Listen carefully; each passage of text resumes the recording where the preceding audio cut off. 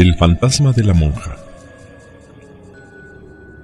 Cuando existieron personajes en esa época colonial inolvidable, cuando tenemos a la mano antiguos testimonios y se barajan nombres auténticos y acontecimientos, no puede decirse que se trata de un mito, una leyenda o una invención producto de las mentes de aquel siglo. Si acaso se adornan los hechos con giros literarios y asombrosos, agregados para hacer más ameno un relato que por muy diversas causas ya tomó patente la leyenda. Con respecto a los nombres que en este cuento aparecen, tampoco se ha cambiado nada, y si varían es porque en este entonces se usaban de una manera diferente nombres, apellidos y blasones. Durante muchos años, y según consta en el acta del muy antiguo convento de la Concepción, que hoy se localiza en la esquina de Santa María la Redonda y Belisario Domínguez, las monjas enclaustradas en tan lóbrega institución vinieron sufriendo la presencia de una blanca y espantable figura que en su hábito de monja de esa orden veían colgada de uno de los arbolitos del durazno que en ese entonces existían. Cada vez que alguna de las novicias o profesas tenían que salir a alguna misión nocturna y cruzaban el patio y jardines de las celdas interiores, no resistían la tentación de mirarse en las cristalinas aguas de la fuente que en el centro había, y entonces ocurría aquello. Tras ellas, balanceándose al soplo ligero de la brisa nocturnal, veían a aquella novicia pendiente de una soga, con sus ojos salidos de las órbitas y con su lengua como un palmo fuera de los labios retorcidos y resecos, sus manos juntas y sus pies con las puntas de las chinelas apuntando hacia abajo. Las monjas huían despavoridas clamando a Dios y a las superioras, y cuando llegaba ya la abadesa o la madre tomera, que era la más vieja y la más osada, ya aquella horrible visión se había esfumado. Así, noche a noche, y monja tras monja, el fantasma de la novicia colgado del durazno fue motivo de espanto durante muchos años, y de nada valieron rezos, ni misas, ni duras penitencias, ni golpes de cilicio para que la visión macabra se alejara de la santa casa. Llegando a decir que en ese entonces, en que aún no se hablaba ni se estudiaban estas cosas, que todo era una visión colectiva, en caso típico de histerismo provocado por el obligado encierro de las religiosas. Mas una cruel verdad se ocultaba en la fantasmal aparición de aquella monja ahorcada colgada del durazno, y se remontaba a muchos años antes, pues debe tenerse en cuenta que el convento de la Concepción fue el primero en ser construido en la capital de la Nueva España, apenas 22 años después de consumada la conquista, y no debe confundirse convento de monjas, mujeres, con monasterio de monjes, hombres, y por lo tanto el primero en recibir como novicias a hijas, familiares y conocidas de los conquistadores españoles. Vivían pues en este entonces en la esquina que hoy serían las calles de Argentina y Guatemala, precisamente en donde se ubicaban muchos años después una cantina, los hermanos Ávila, que eran Gil, Alfonso y doña María, a la que por oscuros motivos se inscribió en la historia como doña María de Alvarado. Pues bien, esta doña María, que era bonita y de gran prestancia, se enamoró de un tal Arrutia, mestizo de humilde cuna y de incierto origen,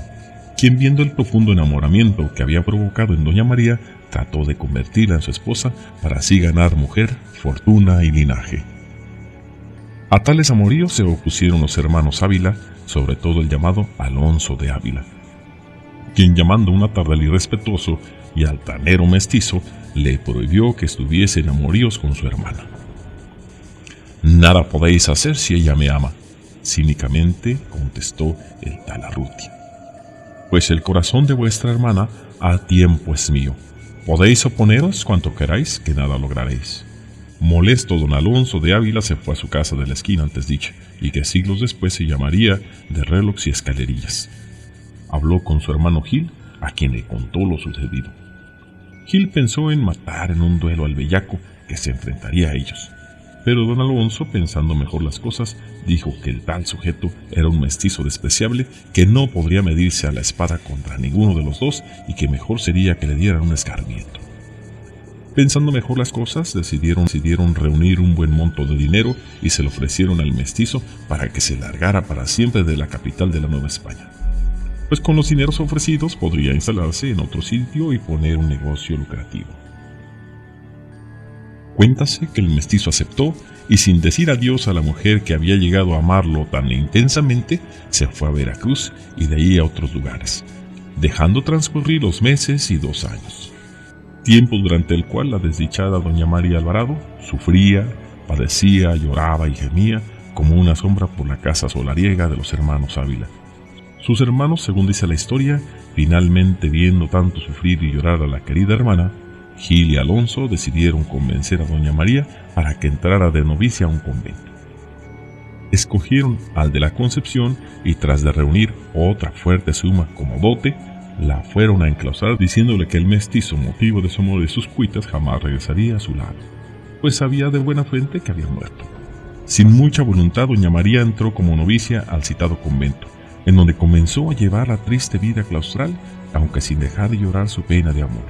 recordando al mestizo Arrutia entre rezos, ángelus y maitines. Por las noches, en la soledad tremenda de su celda, se olvidaba de su amor a Dios, de su fe y de todo, y solo pensaba en aquel mestizo que le había absorbido hasta los tuétanos y sembrado de deseos su corazón.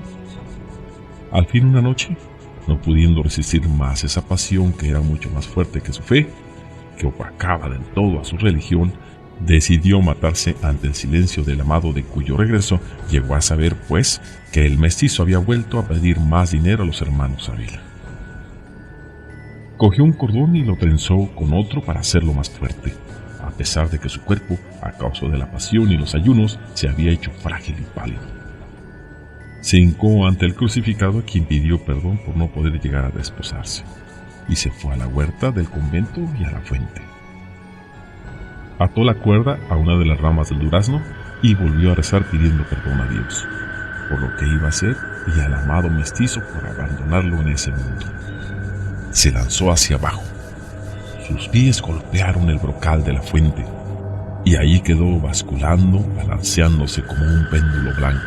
frágil, movido por el viento. Al día siguiente, la madre portera, que fue a revisar los gruesos picaportes y herrajes de la puerta del convento, la vio colgando ya muerta. El cuerpo ya tieso de María de Alvarado fue bajado y sepultado esa misma tarde en el cementerio interior del convento, y allí pareció terminar aquel drama amoroso. Sin embargo, un mes después, una de las novicias vio la horrible aparición reflejada en las aguas de la fuente. A esta aparición siguieron otras hasta que las superioras prohibieron la salida de las monjas a la huerta después de puesto el sol.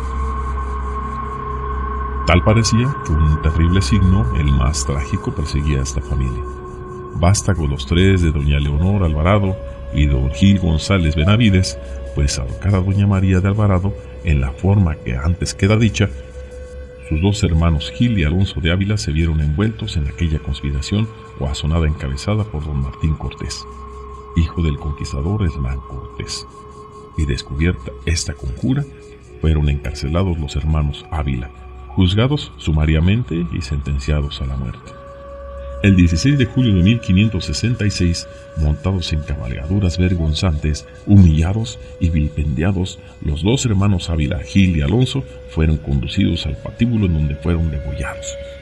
Por órdenes de la Real Audiencia y en mayor castigo a la osadía de los dos Ávila, su casa fue destruida y en el solar que quedó se aró la tierra y se sembró con sal.